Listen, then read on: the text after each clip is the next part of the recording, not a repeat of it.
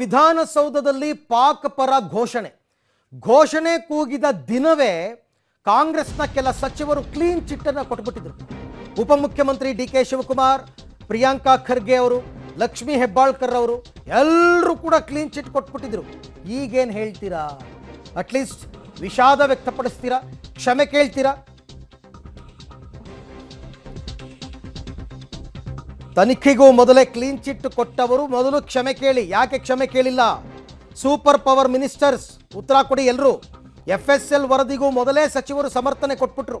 ಇದು ಕಾಲ್ಪನಿಕ ಎನ್ನುವ ಮೂಲಕ ಕ್ಲೀನ್ ಚಿಟ್ ಕೊಟ್ಟಿದ್ರು ಪ್ರಿಯಾಂಕ್ ಖರ್ಗೆ ಅವರು.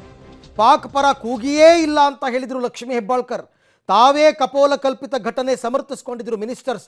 ಜೊತೆಗೆ ಮಾಧ್ಯಮದವರು ಭಜನೆ ಮಾಡ್ತಾರೆ ಅಂತ ಬೇರೆ ಹೇಳಿದ್ರು. ಭಜನೆ ಯಾವತ್ತು?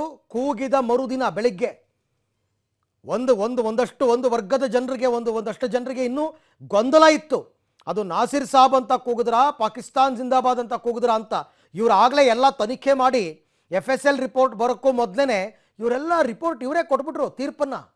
ಈಗೇನು ಹೇಳ್ತೀರಾ? ಈಗಲೂ ಹಾಗೆ ಮೊಂಡಾಟ ಮಾಡ್ತೀರಾ ಹೇಗೆ? ಚುನಾವಣೆ ಸೋತಾದ್ಮೇಲೆ ಮೈತ್ರಿ ಪಕ್ಷಗಳಿಗೆ ಮುಖಭಂಗ ಆದಮೇಲೆ ಸ್ವಲ್ಪ ಹತಾಶರಾಗಿದ್ದಾರೆ. ಆಡಿಯೋನಲ್ಲಿ ಭಾಳ ಕ್ಲಿಯರ್ ಆಗಿ ನಾಸಿರ್ ಹುಸೇನ್ ಜಿಂದಾಬಾದ್, ಸೈಯದ್ ಸಾಬ್ ಜಿಂದಾಬಾದ್ ಅಂತ ಹೇಳೋದು ಕೇಳಿಸ್ತಾ ಇದೆ. ಸ್ಪಷ್ಟವಾಗಿ ಅಲ್ಲಿ ಯಾವುದೇ ರೀತಿಯಾದಂಗೆ ಪಾಕಿಸ್ತಾನ ಪರ ಘೋಷಣೆ ಕೂಗಿಲ್ಲ. ಅದು ಅಧಿಕೃತವಾಗಿ ಸರ್ಕಾರದಿಂದನೂ FSL ರಿಪೋರ್ಟ್ ಬರುತ್ತೆ. ತಾವು ಕೂಡ ಇದ್ರಿ ಅಲ್ಲಿ, ನಮ್ಮೆಲ್ಲ ಮಾಧ್ಯಮದ ಸ್ನೇಹಿತರಿದ್ರು. ಅಂಥದ್ದು ಏನಾದರೂ ಘೋಷಣೆ ಕೂಗಿದ್ದಿದ್ರೆ ಇನ್ಸ್ಟಿಂಕ್ಟಿವ್ ಆಗಿ ಆ ವ್ಯಕ್ತಿಯ ಸಂದರ್ಶನ ಮಾಡ್ತಾಯಿದ್ರು. ನಿಮ್ಮ ಫೋಕಸ್ ಅಲ್ಲಿ ಹೋಗ್ತಾ ಇತ್ತು. ನಾವು ಆಡಿಯೋ ಸ್ಪೆಷಲಿಸ್ಟ್ ಹತ್ರ ನಾನು ಮಾಡಿಸಿದ್ದೇನೆ, ಸರ್ಕಾರದ FSL ರಿಪೋರ್ಟ್ ಅಂತಾನೆ ಹೇಳಿರೋದು. ನಾನು ದಯವಿಟ್ಟು ನೀವು ಆಗಲೇ ತೀರ್ಮಾನ ಮಾಡಿದರೆ ನಾನೇನು ಮಾಡ್ಲಿಕ್ಕೆ ಆಗೋದಿಲ್ಲ. ನೀವು ನಮಗೆ, ನಮ್ಮ ಪಕ್ಷಕ್ಕೆ, ನಮ್ಮ ಸರ್ಕಾರಕ್ಕೆ ಗಲ್ಲಿಗೆ ಏರ್ಸೋ ತೀರ್ಮಾನ ಮಾಡಿದರೆ ನಾನೇನು ಮಾಡ್ಲಿಕ್ಕೆ ಆಗೋದಿಲ್ಲ. ಇವತ್ತಿನ ಖಾಸಗಿ ರಿಪೋರ್ಟ್ ಏನಿದೆ ಖಚಿತವಾಗಿ ಇದೆ ಅಂತ ಹೇಳಿಲ್ಲ. ಅದೇ ನಾನು ಪುನರುಚ್ಚರಿಸ್ತಾ ಇರೋದು. ನನ್ನ ಖಾಸಗಿ ರಿಪೋರ್ಟ್ ಅಂತ, ನಾನು ಸರ್ಕಾರಿ ರಿಪೋರ್ಟ್ ಅಂತ ನಾನು ನಿಮ್ಮ ಮುಂದೆ ಪ್ರದರ್ಶನ ಮಾಡಿಬಿಟ್ಟು ಅವ್ರಿಗೆ ಬಿಡುಗಡೆ ಮಾಡುವಂತ ಹೇಳಕ್ಕಾಗುತ್ತೆ? ಡೇ ಒನ್ ಇಂದ ಹೇಳ್ತಾ ಇರೋದು ಸರ್ಕಾರದ ಅಧಿಕೃತ ರಿಪೋರ್ಟ್ ಅಂತಿಮ. Simple as that. ಇದರಲ್ಲಿ ಯಾವುದೇ ಗೊಂದಲ ನನಗಿಲ್ಲ, ನಮ್ಮ ಪಕ್ಷಕ್ಕಿಲ್ಲ, ಸರ್ಕಾರಕ್ಕಿಲ್ಲ. ಸರ್ಕಾರದ FSL ರಿಪೋರ್ಟ್ ನಾನು ನೋಡಿಲ್ಲ. ಆದರೆ ಖಾಸಗಿ ರಿಪೋರ್ಟನ್ನು, ಇನ್ಕನ್ಕ್ಲೂಸಿವ್ ರಿಪೋರ್ಟನ್ನು ಕನ್ಕ್ಲೂಸಿವ್ ಮಾಡೋಕ್ಕೆ ದಯವಿಟ್ಟು BJPಯವರು ಪ್ರಯತ್ನ ಏನು ನಡೆಸಿದ್ದಾರೆ ಅದು ಸರಿ ಇಲ್ಲ ಅಂತ ಹೇಳ್ತಾ ಇರೋದು. ಯಾಕಂದರೆ ಸೆನ್ಸಿಟಿವ್ ಮ್ಯಾಟ್ರ್ ಇದೆ ಅಂತಲೇ ನಾನು ಹೇಳ್ತಾ ಇರೋದು ಡೇ ಒನ್ನಿಂದಲೂ. ಈಗಲೂ ಅದಕ್ಕೆ ಬದಲಾಗಿದ್ದೇನೆ. ಸರ್ಕಾರದ FSL ರಿಪೋರ್ಟ್ ಬರಲಿ, ಏನಿದೆ ಅಂತ. ಅದು ಏನು ಹೇಳ್ತಾ ಇದ್ರು ಅವರು, ನಾಸಿರ್ ಸಾಬ್ ಜಿಂದಾಬಾದ್ ಅಂತ ಹೇಳ್ತಾ ಇದ್ದಾರೆ. ನಾಸಿರ್ ಸಾಬ್ ಜಿಂದಾಬಾದ್ ಅನ್ನೋದನ್ನ ನೀವು ಪಾಕಿಸ್ತಾನ್ ಜಿಂದಾಬಾದ್ ಅಂತಂದರೆ ಎಲ್ಲಾದರೂ ಅರ್ಥ ಇದೆಯಾ? ಹಾಂ, ನೀವೇ ವಿಚಾರ ಮಾಡಿ. ನಾನು 10 ಸಾರಿ ಕೇಳಿದ್ದೀನಿ ಅದನ್ನು. ನಾಸಿರ್ ಸಾಬ್ ಅಂತ ಹೇಳ್ತಾರೆ. ಅದನ್ನು ಪಾಕಿಸ್ತಾನ ಅನ್ನೋದು ಈ ನೆಲದ ಅನ್ನ ಊಟ ಮಾಡ್ತೀವಿ ನಾವು. ನಾನು 10 ಸಾರಿ ಕೇಳಿದ್ದೀನಿ. ನಿನ್ನೆ ರಾತ್ರಿ ಕೂಡ ಕೇಳಿದ್ದೀನಿ, ಇವತ್ತೂ ಕೂಡ ಕೇಳಿದ್ದೀನಿ.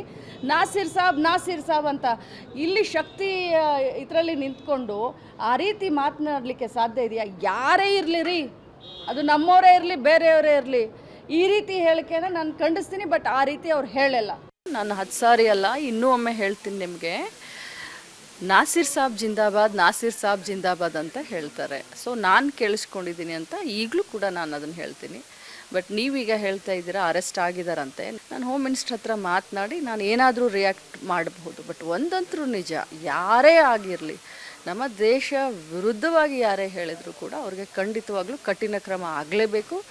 ನಾವು ಅದಕ್ಕೆ ಸಹಮತವನ್ನು ವ್ಯಕ್ತಪಡಿಸ್ತೀವಿ. ಯಾಕಂತಂದರೆ ದೇಶದ್ರೋಹಿಗಳನ್ನು ಎಲ್ಲೂ ಕೂಡ ಅರಗಿಸ್ಕೊಳ್ಳೋಕ್ಕೆ ನಮ್ಮಿಂದ ಸಾಧ್ಯನೇ ಇಲ್ಲ. ಯಾಕಂದರೆ ಈ ದೇಶಕ್ಕೆ ಸ್ವತಂತ್ರವನ್ನು ತಂದುಕೊಡ್ಲಿಕ್ಕೆ ಅನೇಕ ಬಲಿದಾನವನ್ನು ಕೊಟ್ಟಂಥ ನಮ್ಮ ಪಕ್ಷ ಇದೆ.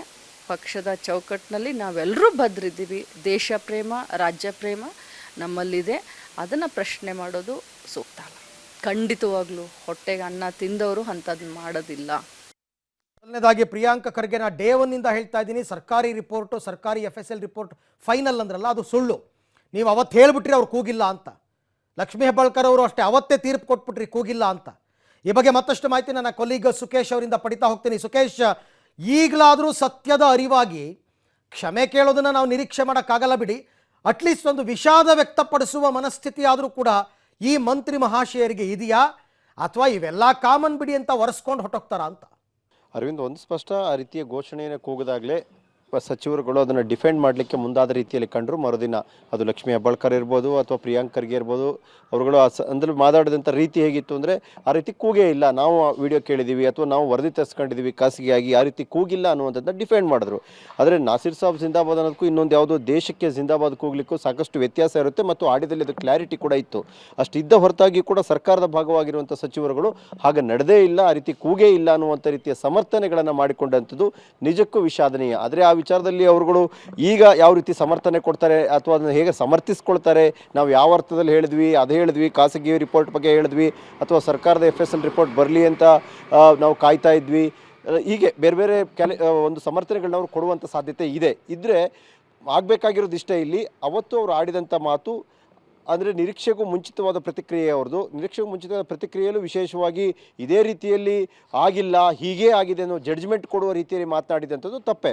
ಆದರೆ ಇವತ್ತು ಅದನ್ನು ತಪ್ಪಿಗೆ ಕ್ಷಮೆ ಅನ್ನೋದಕ್ಕಿಂತಲೂ ಅವರು ಅದಕ್ಕೆ ಇನ್ನೊಂದು ರೀತಿಯ ಸಮರ್ಥನೆ ಇರ್ಬೋದು, ಅದು ಖಾಸಗಿಯಾಗಿ ಆ ರೀತಿ ಬಂತು ಅಥವಾ ಈಗ ಬಂದಿದೆ ಅಂತ. ಆದರೆ ಒಂದಂತೂ ಸ್ಪಷ್ಟ, ಯಾರೇನೇ ಸಮರ್ಥಿಸಿ ಕೂಡ ಅಂತಿಮವಾಗಿ ಗೆದ್ದಿರುವಂಥದ್ದು ನ್ಯಾಯ ಮತ್ತು ಆ ನ್ಯಾಯ FSL ವರದಿ ಆಧರಿಸಿ ಮತ್ತು ಪೊಲೀಸರು ಕೈಗೊಂಡಿರುವಂಥ ಕ್ರಮದ ಮೇಲೆ ತೀರ್ಮಾನ ಆಗ್ತಾ ಇದೆ. ಆದರೆ ಸಚಿವರಿಗೂ ತರಾತುರಿಗಳಲ್ಲಿ ಅವತ್ತು ಸಮರ್ಥಿಸಿಕೊಂಡು ಎಷ್ಟು ಮಟ್ಟಿಗೆ ಸರಿ ಅನ್ನುವಂಥ ಪ್ರಶ್ನೆ ಈಗಲೂ ಕೂಡ ಇರುವಂಥದ್ದೇ.